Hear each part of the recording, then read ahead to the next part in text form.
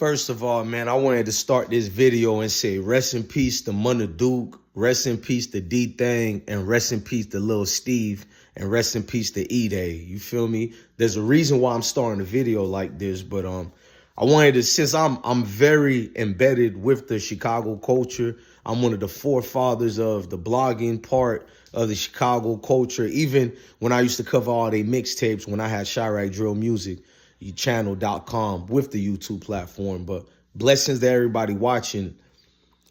I see what everybody's saying, so let's break that down. Memo600 been going out his way to just straight up diss Munna Duke in every way possible. Let's just be honest.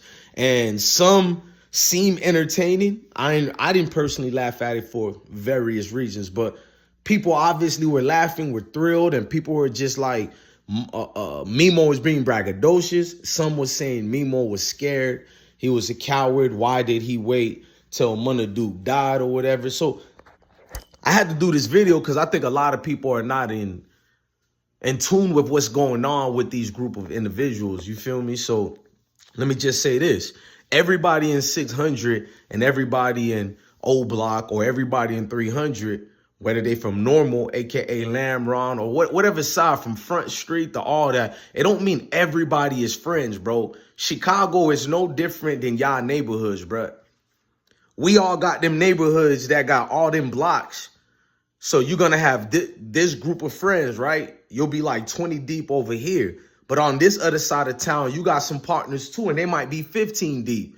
On this other side of town, you might got like 3 people who rock with your cousin, and over the years, they started rocking with you too. That's a whole nother set of friends right there. That's how things be connected, bro. It just be like such and such is related to such and such, or this and that rock with this and him, or them and them. You feel me? No cinnamon. Shout out to Calico. But let's fast forward with it. Munna Duke been going back and forth with Memo for a while now. Maybe when King Von was here, everybody was cool like that. But like I said, it be that one person that bridge, or a complete different group of friends who just affiliated with each other because 1 or 2 or 3 or 4 people out of the 200 of y'all means that it don't mean nothing. There's a ticking time bomb anytime. You feel me? Somebody get mad, they real feelings gonna come out. If you want to know how somebody really feel about you, get that motherfucker mad one time.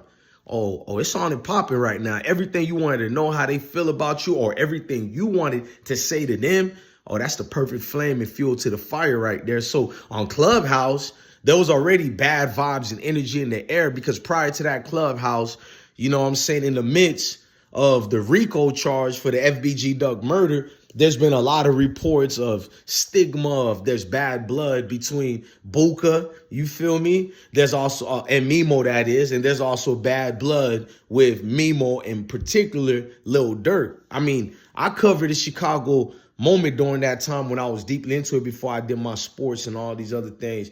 And, you know, I chimed in on it too a little bit, but if you know what's going on without me saying too much, that's when just a lot of things people started saying, you know, Lil Durk did X, Y, and Z to Memo. And it's been being said that Lil Durk kicked Memo out the group for a minute. Now, remember when Memo chain allegedly got stolen? I don't even know if that was real or not. This was like 2020 or 2019. People had said something slick like that too then. So there's always things brewing, whether it's true or not. I don't try to gauge and get into that part. But with Munna Duke, he got a hot name out here, and that name became bigger because Munna Duke is known as the pretty boy of Chicago. You feel me? Like, we all been around these type of dudes. In fact, maybe I had a little bit syndrome of that when it was like my senior year. You feel me? That's when I didn't give a fuck about social society and what's the cool table. Bitch, I made my own cool table. So Munna Duke also did something that's a no-no.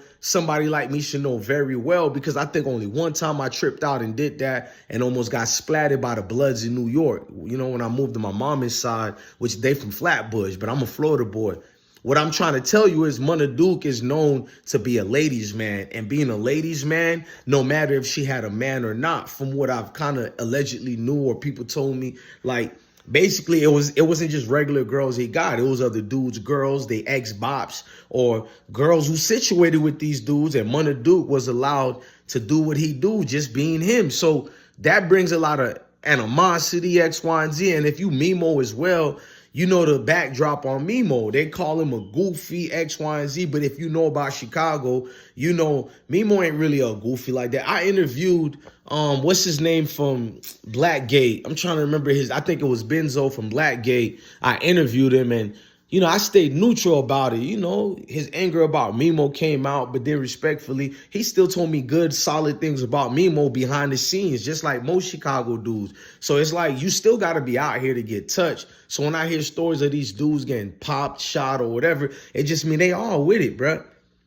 Everybody is a bitch to somebody who don't like you. So I ain't never looked at Memo as no goofy like that. Even if it's somebody in Chicago calling him a goofy, that's their world. I still look at a dude, allegedly, whatever I heard about him, which I won't put on the camera. It makes you look at it deeper. Okay, the internet could make you be anything you want to be. You could either be the super tough guy, according to the comment section, or the biggest goofy Buford in the world type of ish. That's the vibes what the comment section turned you into. So you can't engage too much into the internet. And Munna Duke and Memo did a hell of a mistake on Clubhouse. Clubhouse is a... Look, I don't be trying to knock Clubhouse, but I visit Clubhouse like once a year, dog. I'm not even lying to you. Because the other night, I finally went back to Clubhouse. It looked like it got fixed again because they kind of messed up Clubhouse how it used to be. You lost all your supporters and followers, but I went back there right quick. You know, I be trying to holler at the females when I'm on that mud, just conversation type. And niggas always worse than the females when you trying to catch a female attention. But some of the females be so lame, bro. So they kick people out over there. They messy. It's just like degenerate folks all in one room. And they ain't used to fame. They not used to attention. So it's a lot of sedity people in there just looking for bop moments, bro. Niggas and females. So I guess that kind of made it go left for Munna Duke and Memo on Clubhouse. Notice I ain't break down how it went left because I don't need to, bro. I'm a real one. You can go on YouTube and listen for yourself, but we're going to stick to the whole point of why Memo is dissing Munna Duke. A lot of serious things was said on that Clubhouse video. If you know, you know. And I knew some of these things ain't no coming back from, no matter how much goofy you think Memo is or what you don't believe in Munna Duke. People in Chicago know whoever they're affiliated with or what they allegedly done, it's real like that when it get like that. Because you can hear one or two people trying to bridge the gap to make peace. But things went left. And after that Clubhouse, the next week was more dissing.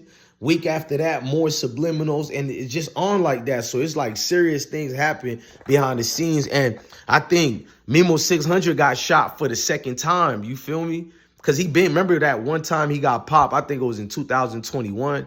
If you know, you know, let me know if I got the date wrong. But recently he had got popped again during, you know, after that Clubhouse situation or whatever. I think it was a year or two later.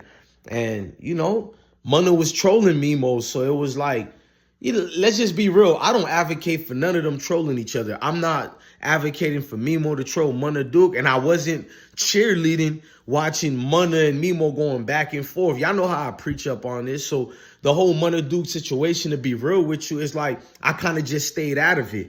The only reason I'm making this video is to break it down because people just think it's about clout chasing. I'm like, on both sides, it's deeper than that. You feel me?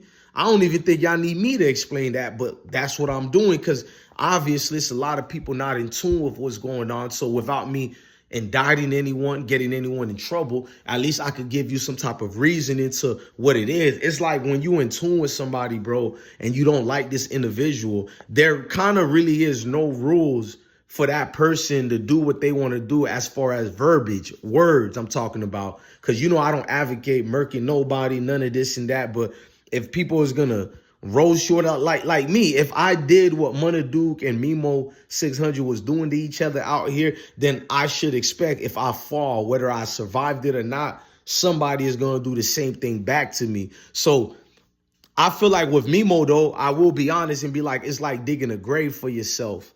It's like hard to come back from that if we keeping it real. No Aki-ish, you feel me? Like if he wants to come back from it or ever wanted to save face, it's kind of too late now because the situation is kind of deeper. Now, he did open up more on D-Thing, you feel me? Baby mama is sleeping with Munna Duke. Like, I'm not going to lie to y'all. I rock with OTF and them boys. I'm real cool with Duty Low.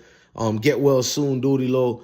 I rock with Mama Duck and all of that. So when I heard him speaking on the D thing situation, I felt cringe because it's not like he was wrong if we keeping it solid. It is weird if Little Durk's brother's wife is now, sleeping with an OTF affiliate, King Von Homeboy, Munna Duke. It just felt uncomfortable. I ain't never really did content on it because it's too close to home. You feel what I'm saying? So rest in peace to D thing. And I ain't never wanted to get involved in that because I didn't seen it played out in real life like that. And I'm not going to lie, bro. You ain't my brother. No disrespect to Durk and them side or Munna Duke and them side and rest in peace D thing. But I just feel like if you my brother, or if you my wife or the mother of my kids, you shouldn't be sleeping with my homeboys or affiliates around us. I always thought that was weird if we just keeping it a stack. So blessings to everybody involved in that moment. It's just a lot going on. And it's too much truth to some of the things that was said too with Memo in his DJU interview. It's just a lot to focus with that. And nobody really wins, bro. You feel me? Like Jay-Z verse, man. Nobody wins when the family feuds, if there ever was family to begin with. Rest in peace, man, to the deceased. But Munna Duke is getting dissed by Memo nonstop. There you have some type of vision and clarity so you guys can understand why Memo is doing it. You know what I'm saying? Memo personally feels like you the same person who shot him if you agreeing with the shooter who shot him. And that's what allegedly Munna Duke was doing. That's what Memo said, not me, y'all. Don't blast the messenger. So at the end of the day, he felt some type of way. He feels violated. And I'm not going to lie. Memo ain't never stopped going at the boy since and before it even happened. So, man, all I'm going to say is just rest in peace to Munna Duke because somebody still lose. You know what I mean? Like, I ain't from the shot. I'm not personally involved at all. So I do got a heart to all the sides involved because at the end of the day, the bigger situation is we all lose. See, when you lose, we lose. Collectively, if we stop thinking like that, which we have stopped thinking like that, then we're far behind every other ethnicity out here because we're the only main ones who think I for self. And it's that mentality that done made us depleted out here. But, man, look, one love to the nation, man. This is DJ Bless One. Thank you for watching another episode of DJ Bless One Live. I'm your guy, the blessed one, man. Peace to the kings and queens.